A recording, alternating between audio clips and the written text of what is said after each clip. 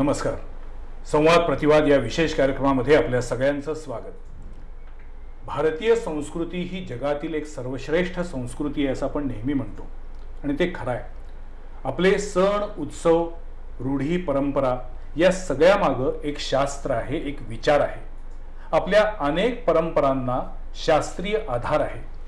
आपल्या कोणताही सण उत्सव साजरा करत असताना मानवी आरोग्य, निसर्ग रक्षण, पर्यावरण, आहारशास्त्र या सगळ्यांचा त्याच्यामागं विचार केलेला असतो आणि म्हणूनच कोणत्या सण उत्सवामध्ये काय खायचं, कोणत्या देवाची कशी पूजा करायची, निसर्गाबद्दल कशी कृतज्ञता व्यक्त करायची या सगळ्याबद्दल भारतीय संस्कृतीनं खूप काही संचित दिलेलं आहे.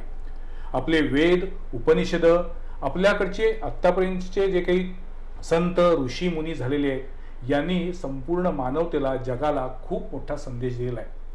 भारतीय संस्कृतीमध्ये नदीला माता म्हणतात आणि कोणतीही नदी असू दे त्या नदीचं पूजन करायचं, त्या नदीसमोर नतमस्तक व्हायचं ही आपली शिकवण आहे. भारतातील नद्यांची नावं सुद्धा इतकी जबरदस्त आणि भारदस्त आहे. गंगा, नर्मदा, गोदावरी किंवा ब्रह्मपुत्रा, कृष्णा या नद्यांची नुसती नावं जरी ऐकली तरी आपल्याला लक्षात येतं की या नद्या मानवी जीवन प्रवाही ठेवतात, निसर्ग जिवंत ठेवतात आणि म्हणूनच या नद्यांचं आपल्या भारतीय संस्कृतीमध्ये अतिशय मोठं असं स्थान आहे. पण संपूर्ण जगामध्ये केवळ एका नदीचीच परिक्रमा केली जाते आणि ती नदी आहे नर्मदा नदी. नर्मदे हर हर असं आपण अनेकदा हा शब्द कानावर ऐकला असेल, पण मुळात नर्मदा परिक्रमा का केली जाते, कशासाठी केली जाते आणि त्याच्यामागचं शास्त्र काय आहे या सगळ्याबद्दल आपण जाणून घ्यायचे. आणि ज्यांनी नर्मदा परिक्रमा केलेली आहे असे काही दिग्गज आज आमच्या स्टुडिओमध्ये आलेले आहेत. एक सर्वस्वी वेगळा विषय आहे. आज प्रतिवाद नाही आहे, संवाद आहे आणि मला जाणून घ्यायचे नर्मदा परिक्रमेविषयी की नेमकं भारतीय अध्यात्म आणि नर्मदा परिक्रमा यांचा काय आणि कसा संबंध आहे ते. त्यासाठी आज मी आमच्या स्टुडिओमध्ये नर्मदा परिक्रमा केलेल्या 3 मान्यवरांना बोलवलं आहे.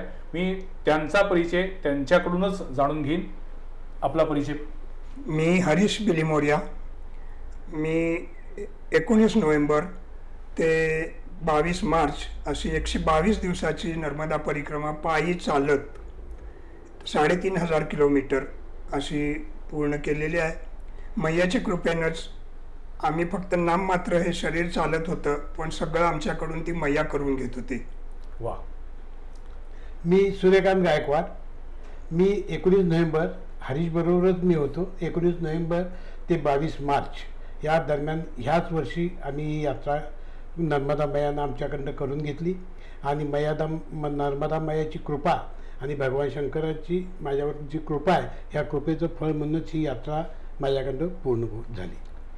काही गोष्टी अशा असतात ज्या शब्दात सांगता येत नाहीत तर त्या अनुभवायच्या असतात. हे दोन्ही आपली कोल्हापूरची मंडळी आहेत, यांनी नर्मदा परिक्रमा केलेली आहे. पण ज्यांनी आयुष्यामध्ये 3 वेळा नर्मदा परिक्रमा पूर्ण केलेली आहे असे फक्कड बाबा आज आमच्या स्टुडिओमध्ये आहेत. भाषेचा अडसर न ठेवता आणि भाषेच्या वादात न अडकता आजचा एपिसोड आपण मराठी आणि हिंदी अशा दोन्ही माध्यमातून करणार आहोत. आपका स्टूडियो में स्वागत है फक्कड़ बाबा जी. सबसे पहले मैं जानना चाहता हूँ ये आपका जो नाम है फक्कड़ बाबा, इसका क्या मतलब है और आपका असली नाम क्या है? फक्कड़ का मतलब ये होता है कि एक मतलब गूगल पर टाइप करेंगे तो वो बोलता है नॉनसेंस.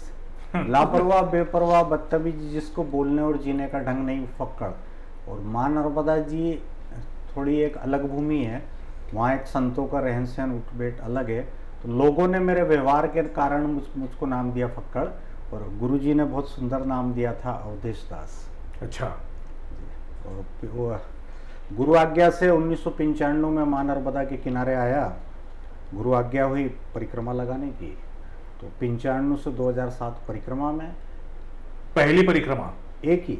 अच्छा. तो दूसरा का कोई अभिप्राय नहीं है. अच्छा. है ना, दूसरे का एक में ही पूर्ण करती है. ओके. फिर 14 वर्ष एकांत साधना. बाप रे. कोरोना काल के बाद में जब बाहर निकला तो देखा तो बहुत परिक्रमावासी चलने लगे. तो वर्तमान में अपना आश्रम में दोनों आ चुके हैं अपने आश्रम पर और व्यवस्थित आश्रम है. और अभी परिक्रमा वासियों के लिए भोजन बनाना और उनकी सेवा करना। कहाँ पे आपका आश्रम? ओमकारेश्वर ज्योतिर्लिंग से मात्र 22 किलोमीटर दूर उत्तर तट पे बड़वाह तहसील मध्य प्रदेश। अच्छा, बहुत परिक्रमावासी पहचानते हैं जो आते हैं। और अभी एक माँ नर्मदा जी की परिक्रमा पे मैं व्याख्यान करता हूँ। 2 से 2.5 घंटे का एक पूरा होता है कि परिक्रमा क्या है। तो आदि गुरु शंकराचार्य बोलते हैं नर्मदा जी के लिए आध्यात्म की जननी। वहाँ प्रत्येक कदम के ऊपर आपको एक अलग ध्वनि मिलेगी। क्यों?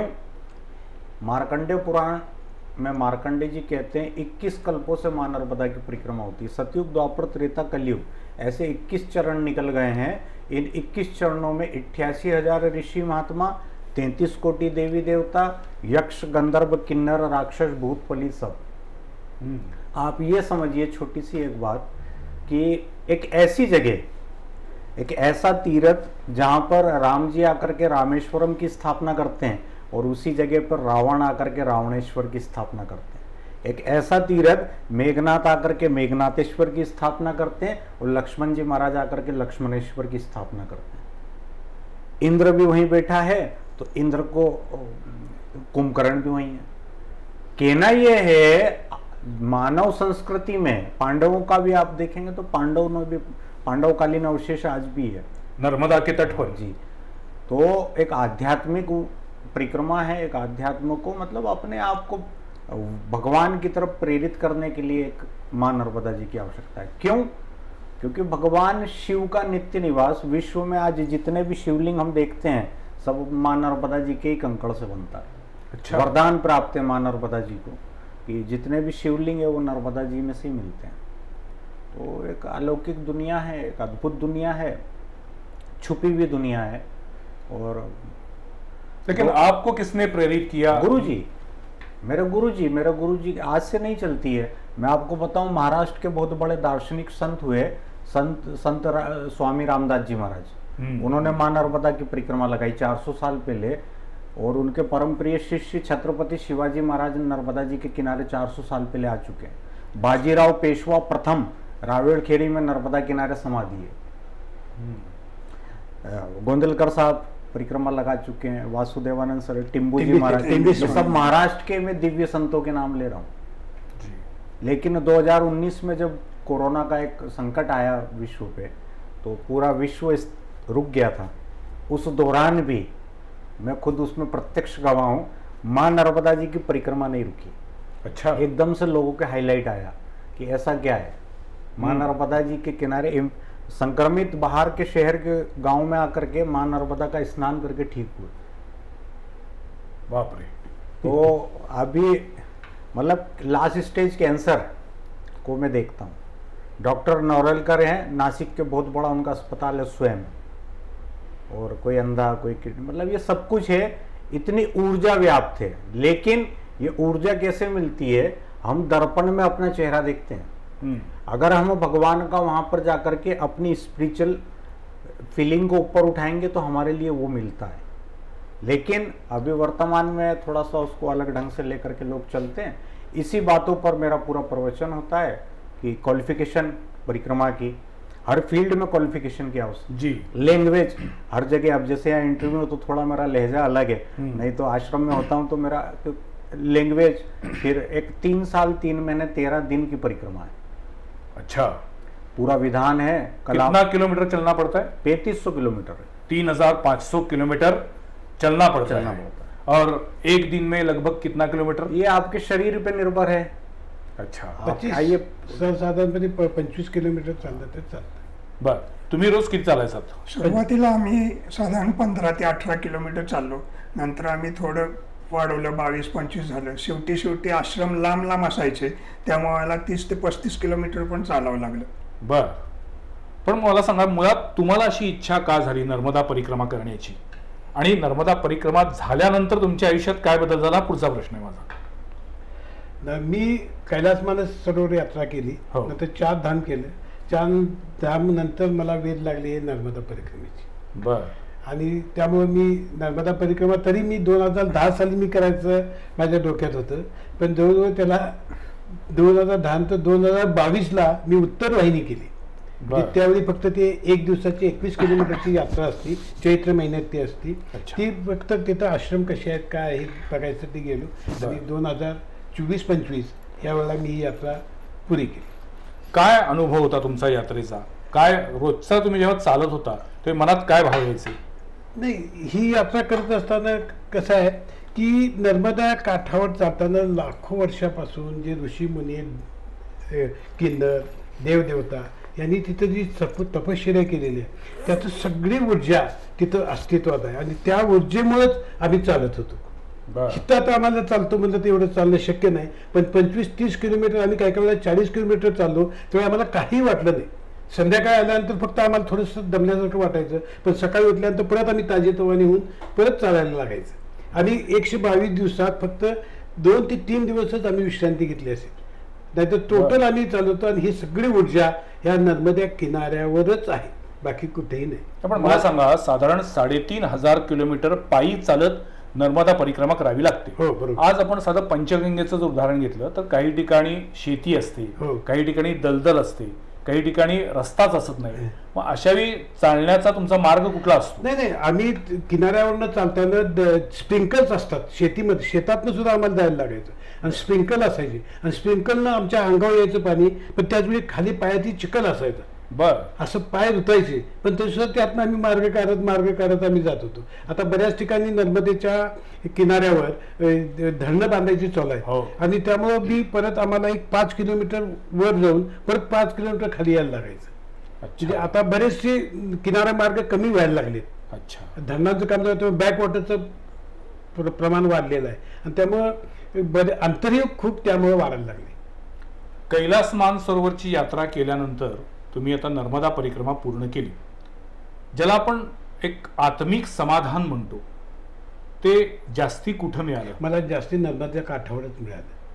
कारण नर्मदा काठावरचे लोक भाविक बघितले, तिथली त्या लोकांची प्रेरणा बघितली, स्वतःचं काही नसताना सुद्धा. एक साधं उदाहरण सांगतो. आम्ही जात असताना आमच्या मागणं एक मोटरसायकलवरून नवरा बायको आले.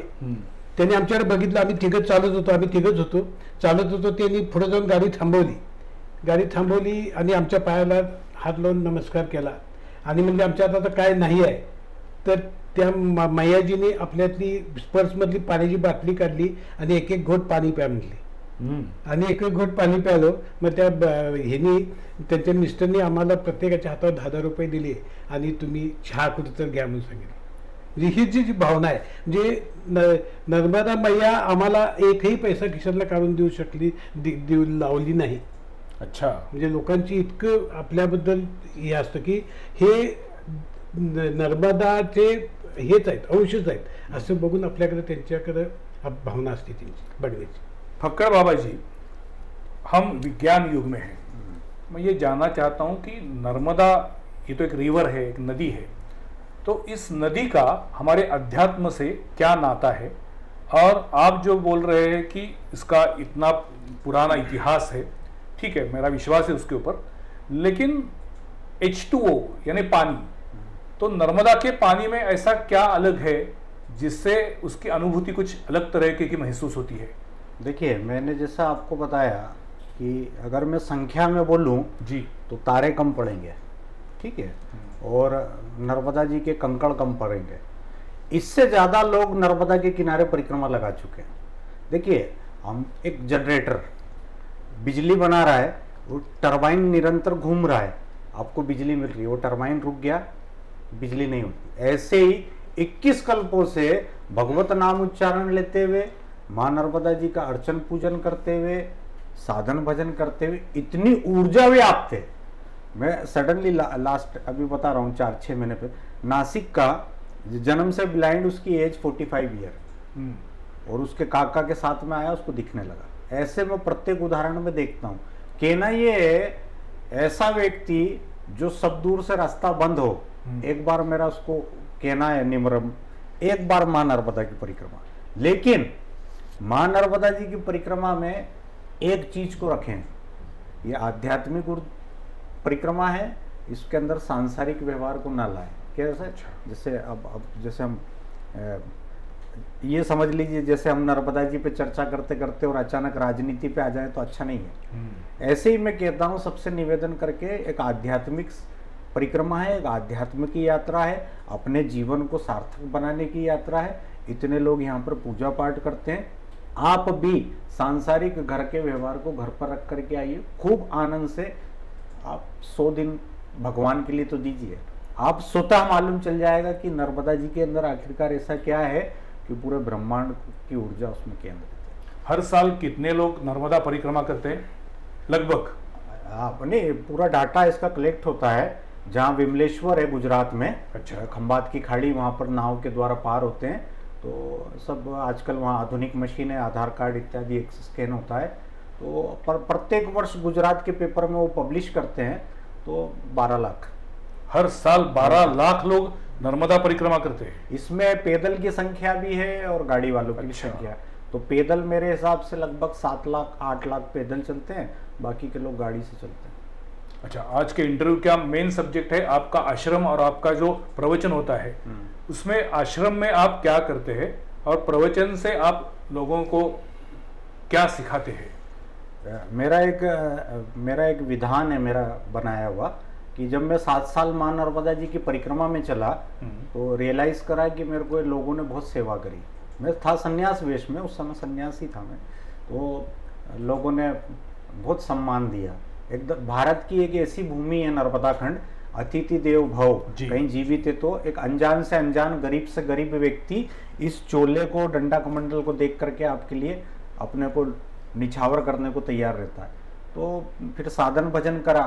साधन भजन करते हुए मन में ये आया कि मैंने तो मैया का बहुत ऋण हो गया कि सबने भोजन कराया और मैं असमर्थ हूँ। जब 2019 के बाद में लोगों का ज़्यादा तादाद होने लगी तो वर्तमान में अपना स्वयं का आश्रम है और फक्कड़ बाबा शांतिधाम आश्रम, सेमरला उत्तर तट पे, और स्वतः अपने हाथ से भोजन बनाना है, खिलाना है। और ये सब दोनों परिक्रमा में आ चुके हैं, हजारों लोग आते हैं और मुझे वही आनंद आता है अपने हाथ से इन लोगों के लिए भोजन कराना। ये प्रतिबिंब है।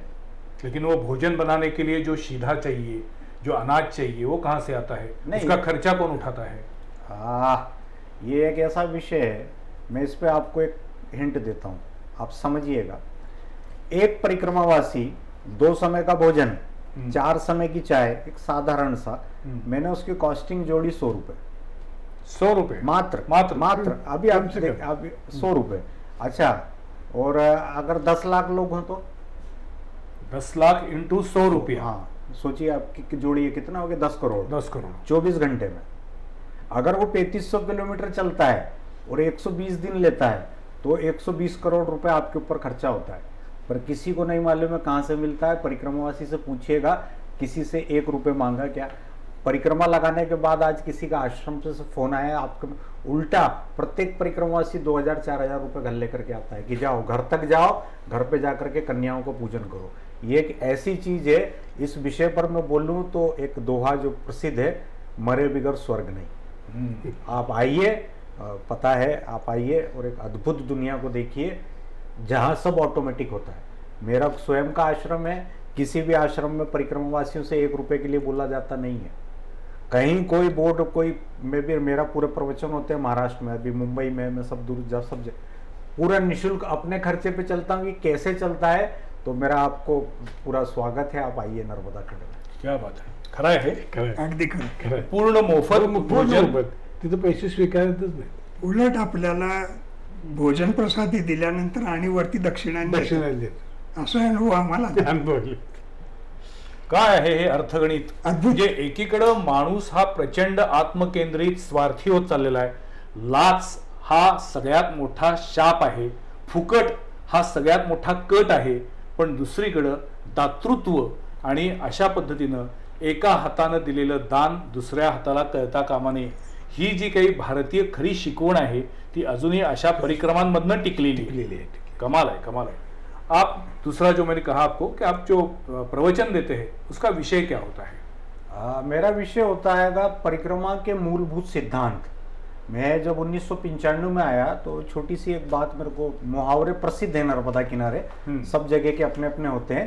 तो मैं तो बिल्कुल ठीक से दाढ़ी भी नहीं आया था, मतलब बहुत छोटी अवस्था में, और बड़े बड़े महात्मा साधु सन्यासी चलते थे। तो हाँ महाराज जी, तो बैठ करके ऐसी बातें करते थे, मैं भी सुनता था कि जैसे समाज में, हमारे समाज में कोई बीमार हो तो अस्पताल जी, कोई पागल है तो पागल खाना, अच्छा कोई अनाथ है तो अनाथालय, कोई अपराधी है तो जेल, सब तरह की व्यवस्थाएं हमारे समाज में है। मां नर्मदा जी को 1995 में जो मैंने सुना, साधु सुधार केंद्र, मतलब आध्यात्म में ऊपर उठना है, अच्छा, तो एक बार नर्मदा परिक्रमा।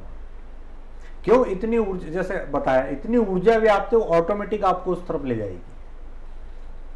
साधु को साधु, मतलब आपको आध्यात्म में कुछ भी शुरू करना है तो मेरा सबसे सजेशन है, एक बार भले गाड़ी से नहीं तो 3 दिन मां नर्मदा जी के किनारे रह करके देखिए, पर संसार का कनेक्शन काट के आप, ये ऐसा विषय है, मतलब मैं इस पे, मतलब शब्दों में बयान नहीं हो सकता। नहीं, मतलब वो है ही नहीं शब्द, अच्छा, उसके वो लिए कोई अनुभूति शब्द लेनी चाहिए, वो आपको लेना पड़ेगा। लेकिन आपके हिसाब से अध्यात्म का मतलब क्या? अध्यात्म का मतलब ये है कि स्वयं का जीने का एक जो ढंग, हम लोगों के वेद शास्त्र, या स्वयं की खोज? स्वयं की खोज भी, जीने का ढंग भी, दोनों चीजें। आध्यात्म जो हमारे ऋषि महात्माओं ने ग्रंथों में हमारे लिए चलने का एक अनुसरण बोला है। आध्यात्म का कहीं भी ये मतलब नहीं है कि आपको भगवत प्राप्ति है।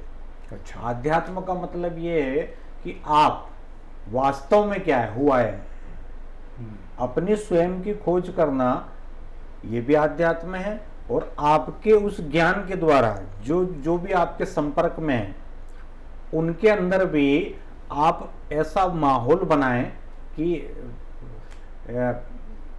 कोई द्वंद्व ना हो, कोई लोभ लालच, सारे व्यवहार ऐसे चले, इसको अध्यात्म बोलते हैं। कि इसमें कोई लोभ लालच नहीं हो, आपके व्यवहार, आपकी वाणी, आपके आसपास के लोग जो कुछ भी है, वो स्वतः एक ऐसी व्यवस्था में बने, अपने आप का भी निर्माण करें, हमारे भारत का भी निर्माण करें और विश्व का निर्माण करें। कहीं पूरे विश्व में किसी भी प्रकार का दूसरे व्यक्ति से द्वंद्व ना हो, इस क्रिया को कोई करता है शुरुआत, तो आध्यात्म से। आपने नर्मदा परिक्रमा की 1995 में 3 साल, 4 साल 4 साल 4 साल 3 तरह की परिक्रमा है। एक मुंडमाला गोल गोल, अच्छा, राउंड जैसे ओमकारेश्वर से चलते, जहां से शुरू करो वहां पर खत्म करो। एक दूसरी परिक्रमा का स्वरूप है जलहरी। आप भगवान के शिवालय में जाएंगे तो शिवालय में आप शंकर भगवान की जलहरी का पूरा लांघन, पूरी परिक्रमा नहीं लगती, आधी परिक्रमा होती है जलहरी, और एक हनुमान परिक्रमा, इस पार से उस पार, उस पार से इस पार। अरे बाप रे, तो 3 तरह की परिक्रमा है और बहुत बहुत कुछ है नर्मदा जी पे। तो मैं बता रहा हूँ कि कम से कम 5 घंटा 8 घंटा लगेगा मेरे को आपको बताने में। तो बस ये समझिए आप कि इतने लोगों की आस्था है, और रहवासी वहाँ के ऐसे हैं, नर्मदा खंड के किनारे जिसका जन्म होता है ना, वो भाग्यशाली है। क्योंकि एक सन्यासी आपके सामने बैठा है, आपको बड़ी प्रसन्नता होती है। वहाँ प्रत्येक परिक्रमावासी सन्यासी होता है, एक ड्रेस कोड है। मैं क्वालिफिकेशन पे बोलता हूँ, एक हिंट देता हूँ, कल सुनिएगा। नर्मदा परिक्रमा सिर्फ और सिर्फ साधु सन्यासियों के लिए। अच्छा, साधु सन्यासी का कहीं इससे लेना देना नहीं है, ऐसी जटाएं रखता हो, दाढ़ी या वैसा वैसा। देखिए, नर्मदा परिक्रमा में एक ड्रेस कंपलसरी है, इसको बोलते हैं वेश भगवान। अच्छा, ठीक है, हमारी संस्कृति में इस वेश का बहुत महिमा है। सफ़ेद पहनो, पीला पहनो, भगवा पहनो, इसके अंदर एक भगवान का भगत प्रतीत होता है।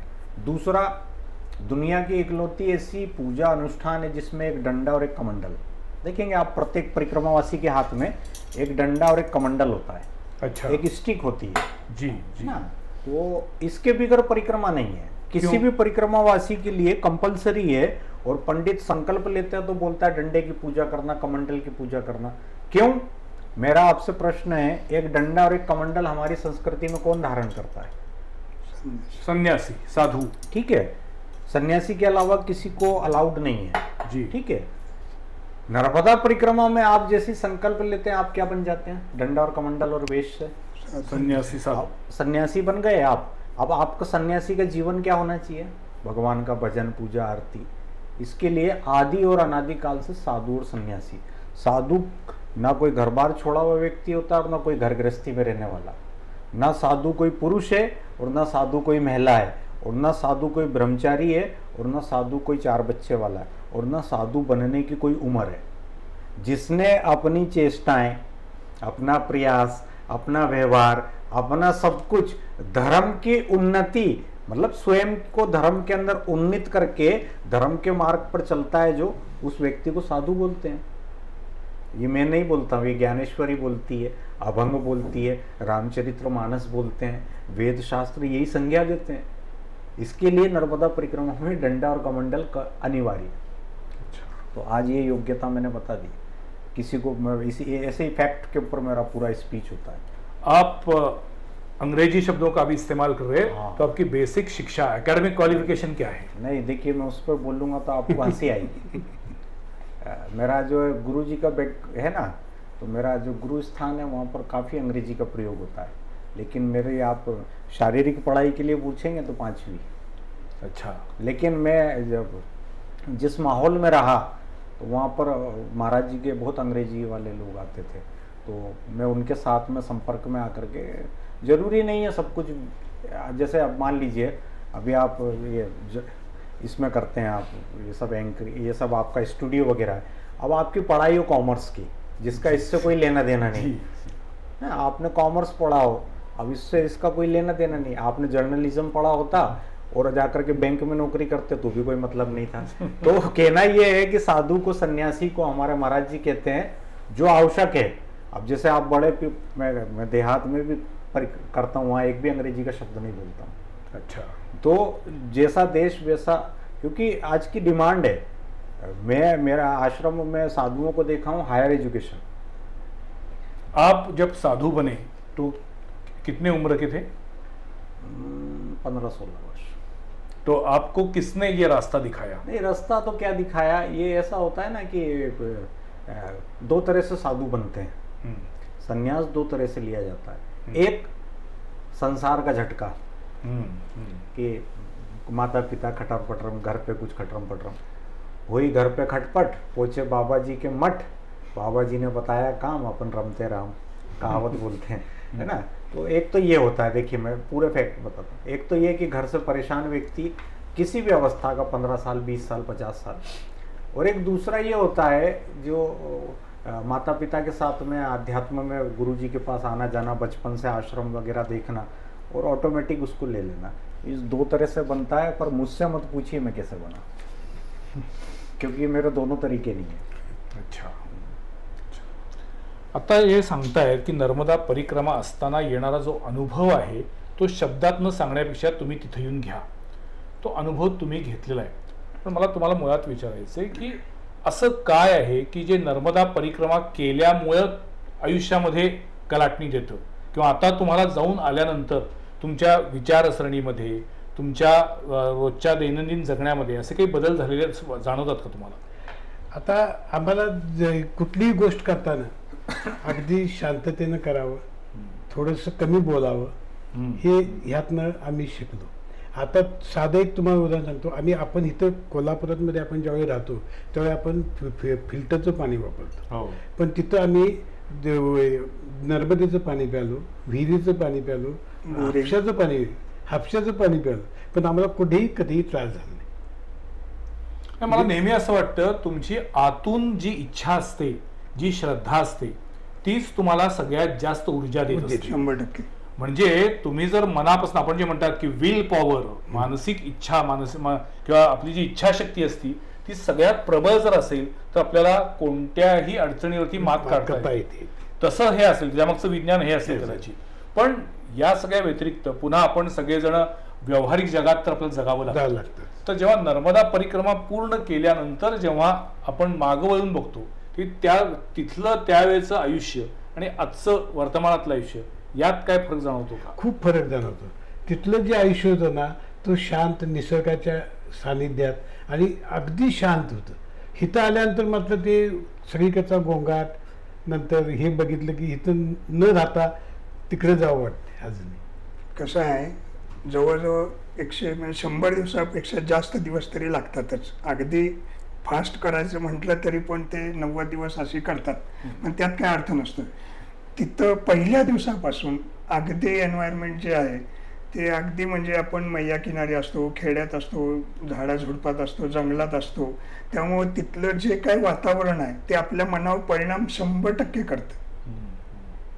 आणि तिथून आल्यानंतर आपल्याला असं वाटतं की हे दगदग वगैरे आता नको, आपण शांत तिथं होतो ते बरं होतं, इतका फरक जाणवतो. पण तुम्ही आता हे रोज 25 किलोमीटर ते 35 किलोमीटर चालायचं आणि संध्याकाळी अशा कुठल्या तरी आश्रमामध्ये जाऊन मुक्काम करायचा, मग तिथंच जेवण, तिथंच निद्रा.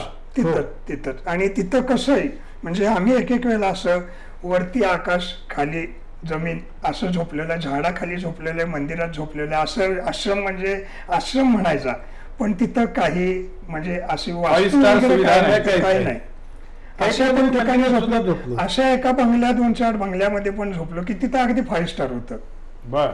तिथं आम्हाला कपडे धुण्यासाठी वॉशिंग मशीन मध्ये, तिथं मैयाने आम्हाला विनंती केली तुमचे कपडे असले तर मी वॉशिंग मशीन मध्ये धुवून देते.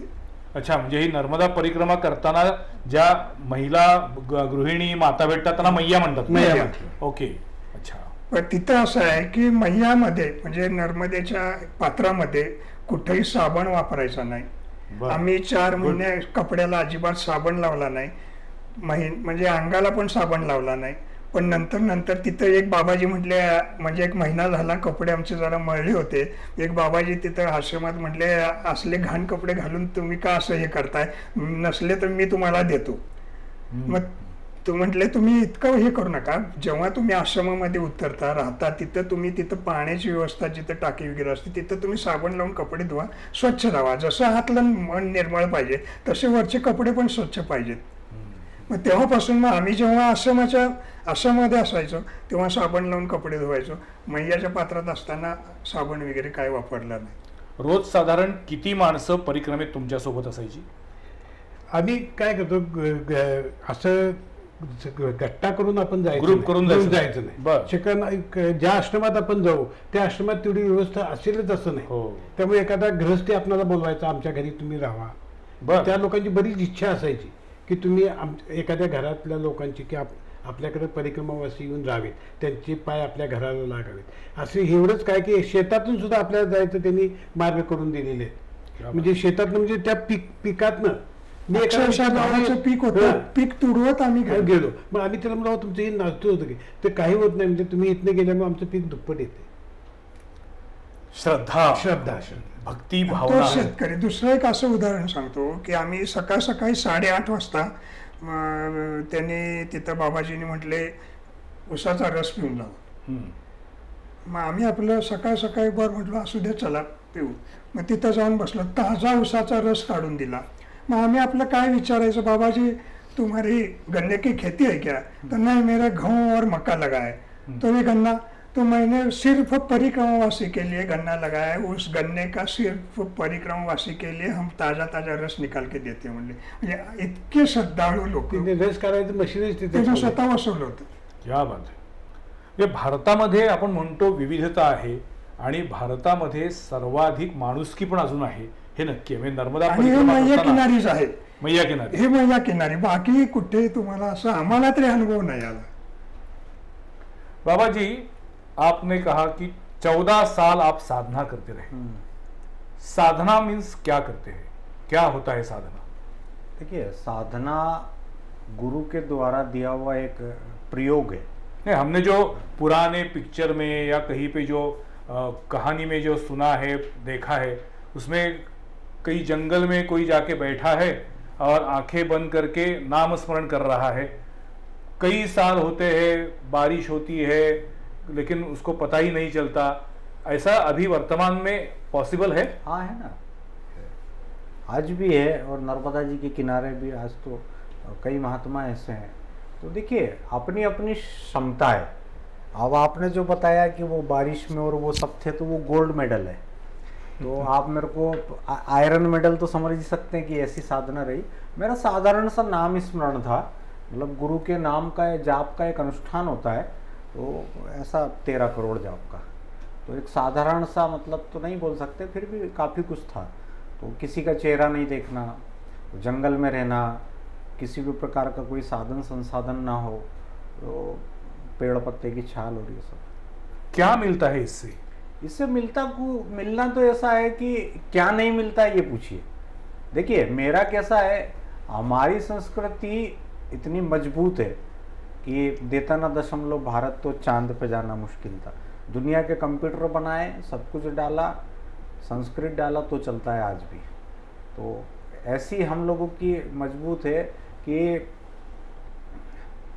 सब कुछ मिलता है, क्या नहीं मिलता ये पूछो आप।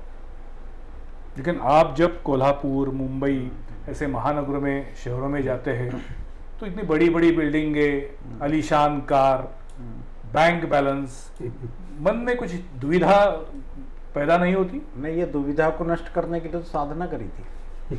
कहीं भी रहें, कबीरा खड़ा बाजार में मांगत सबकी खेर, ना काऊ से दोस्ती ना काऊ से बेर। अब मेरे को मालूम है मेरा लक्ष्य क्या है।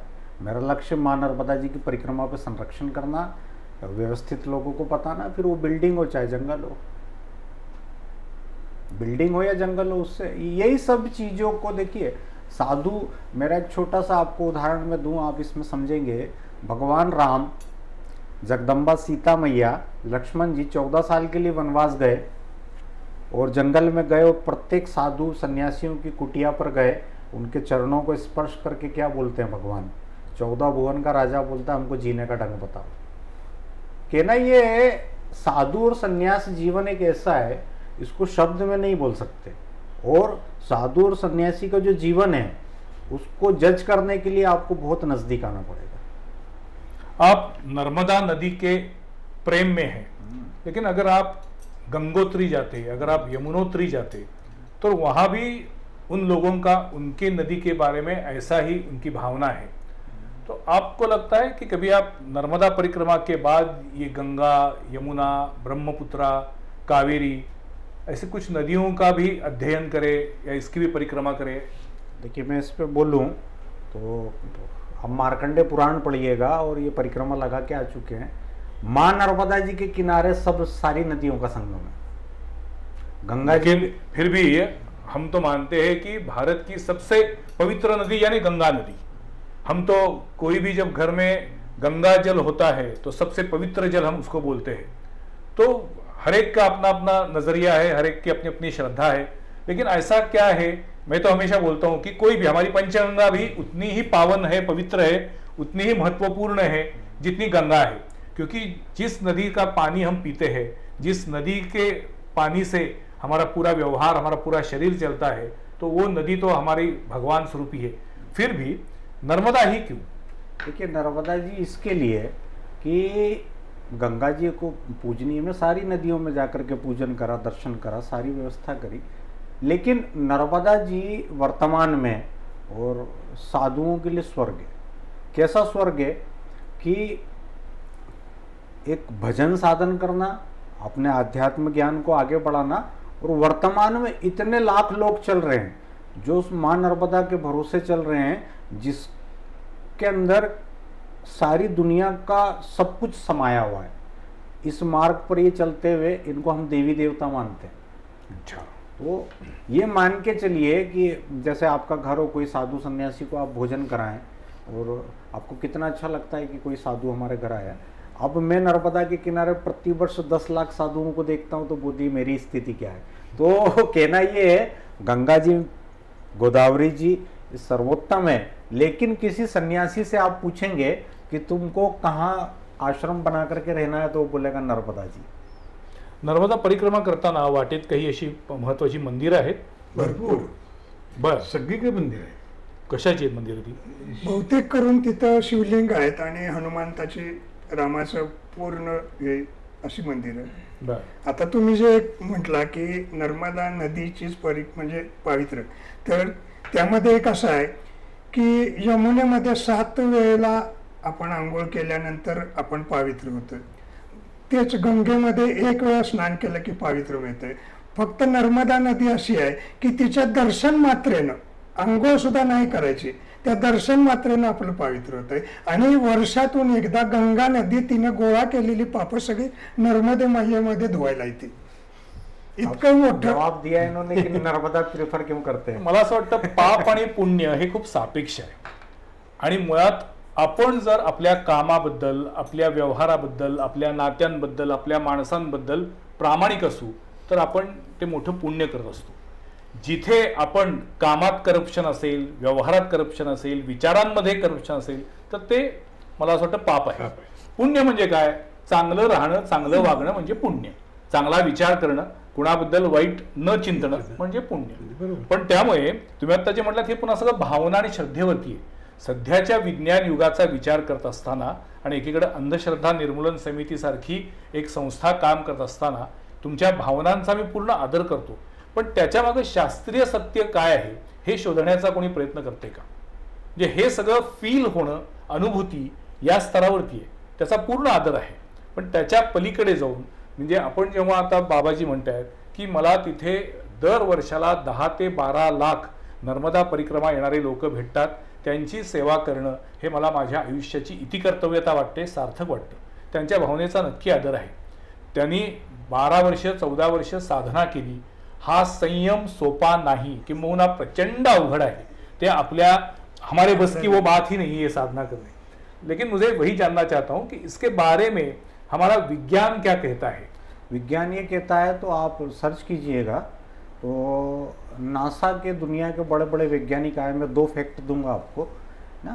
तो पहला मैं देता हूँ, विश्व की यूरोप में सबसे बड़ी खगोलीय घटनाओं को देखने की एक लैब है और एक रिसर्च सेंटर है. भारत भी, हम भी उसमें, हिंदुस्तानी भी शामिल हैं. तो वहाँ के एंट्रेंस गेट के ऊपर एक मूर्ति है नाचते हुए नटराज शिव की. और वहाँ के नोबेल पुरस्कार विजेता जो है, नोबेल उनको उस चीज में मिला, खगोल में, अंतरिक्ष की गणना. तो उनकी एक बायोग्राफी, उनकी एक किताब है, उनके इंटरव्यू प्रसिद्ध है. उन्होंने उससे पूछा कि आपने ये हिंदुओं के देवताओं को क्यों लगाया. तो इतने बड़े बुद्धिजीवी जो पूरे एक एक तारा, एक एक मंडल, ग्रह उपग्रह को देखते हैं, वो बोलते हैं जब मैंने सारी गणना करी और स्केच बनाने बैठा तो मेरे को हिंदुओं के देवता शिव दिखे, इसके लिए मैंने ये बनाया. पूरे ब्रह्मांड में कोई व्याप्त तो शिव, ये मैं नहीं कहता हूँ, एक यूरोप का साइंटिस्ट कहता है. दूसरा, एपीजे अब्दुल कलाम है ना, बहुत बुद्धिजीवी, ऐसे भूतो न भविष्यति. और कोई नासा के कोई वैज्ञानिक भारत में कुछ आए थे और कुछ प्रवचन विज्ञान देने के लिए, और कुछ अध्यक्ष थे. एपीजे भी उस समय सामने बैठ के स्पीच सुन रहे थे. फिर टर्न आया कि भारत के पूरे विश्व का यहाँ पर सम्मेलन था, विद्यार्थी आए थे और नासा के बड़े बड़े बुद्धिजीवी आए थे. तो भारत का जब आया तो कि भाई भारत से कोई सवाल पूछे. एपीजे ने सवाल पूछा, सर आपने ये जो स्पीच दी है ये किसी भारतीय ने लिखी है क्या? बैठ जाओ बैठ जाओ बैठ जाओ. ऐसा हुआ. बाद में आई गई बात हो गई. फिर एपीजे को बुलाया गया. बोले आपको ऐसा क्यों लगता है कि क्योंकि सर जो आप शब्द बोल रहे थे बिगर भारतीय दिमाग के नहीं चलता. एपीजे ठीक है. एक और चीज आप देखिए कि कैलेंडर जी, सर्वप्रथम खगोलीय घटनाओं का अमुक सब कुछ कहीं से शुरू होता है तो भारत से. पंचांग बोलते हैं जी. तो अतिशोक्ति नहीं है ये, सही है, ये सही सब है. सही है. तो अब इस पे मतलब कोई किसी प्रकार का अंधविश्वास नहीं, फैक्ट है पूरा. नाही, भारतीय संस्कृती, त्याच्या मागं असलेलं शास्त्र, याबद्दल म्हणजे खरं तर मला असं वाटतं की हेच खरं शास्त्र आहे. म्हणजे त्याच्या पलीकडे नाही. विज्ञान म्हणजे काय? जे माहीत नाही त्याचा शोध घेण्याची प्रक्रिया म्हणजे विज्ञान. आता आपलं उलट होते काही वेळा की आपल्याला ही गोष्ट सिद्ध करा, नसेल तर ते अंधश्रद्धा आहे. असं नाहीये. जे माहीत नाहीये ते शोधणं हे सुद्धा विज्ञान आहे. पण मला तुम्हाला विचारायचं आहे की परिक्रमा करण्यासाठी काही तयारी करावी लागते का? उद्या मला इच्छा झाली की नर्मदा परिक्रमा करायची, तर त्याच्यासाठी मी आधी काही पहिल्यांदा तयारी केली पाहिजे का, प्रॅक्टिस केली पाहिजे का? नाही, प्रॅक्टिसची अशी सर्वसाधारणपणे काही गरज नसती. साधारणपणे तुम्ही एक दिवसाला 1 तास 2 तास चालत असला तरी पुरेसं आहे. तिथली ऊर्जा तुम्हाला नेत असते. बर. तिथली ऊर्जा तुम्ही ती एकदा तुम्ही ओंकारेश्वरला गेला आणि तिथं तुम्ही संकल्प केला की पुढे काय बघावं लागतं. कारण मी आता कैलास 27 दिवस केला, कैलास मानसरोवर. पण मला 27 दिवस ज्या वेळेला हे यायचं स्लायडिंग वगैरे व्हायचं त्यावेळेला थोडीशी ही घबराट व्हायची. पण मी ते 122 दिवस फिरलो. 122 दिवस कसे गेले हे मला कळलं नाही. बर. म्हणजे ज्यावेळेला आम्ही परत यायला लागलो त्यावेळेला पाय जड व्हायला लागले की उद्यापासून आपल्याला हे असं मिळणार नाही आहे. लेकिन ये इतने सारे लोग आते हैं नर्मदा परिक्रमा करने के लिए, कोई बीमार पड़ता है, कोई किसी की तबीयत सीरियस हो जाती है, ऐसा कभी हुआ है? नहीं, इस तरह ज़्यादा तो नहीं होता, ये गलती कुछ उनकी भी होती है।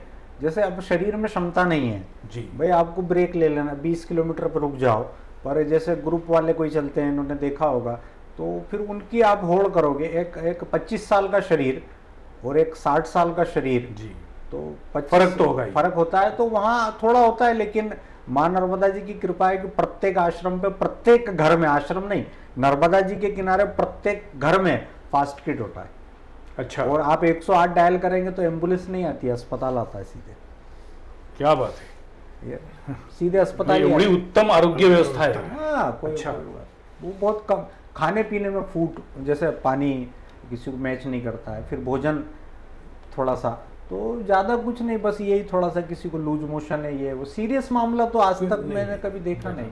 और जैसे अब जंगल पूरा चलता है, आपको एक चीज़ और मैं बताऊं, पूरा जंगल है, अधिकतर 80% जंगल है। जंगल में सांप बिच्छू जानवर होते हैं, पर मैंने 95 से आज तक कभी ये नहीं सुना कि किसी परिक्रमावासी को बिच्छू या सांप काटा हो। ये भी नर्मदा मैया की कृपा है। नहीं, होता ही नहीं है। क्यों? वहां पर वे लोगों का भी स्वभाव बदला हुआ है।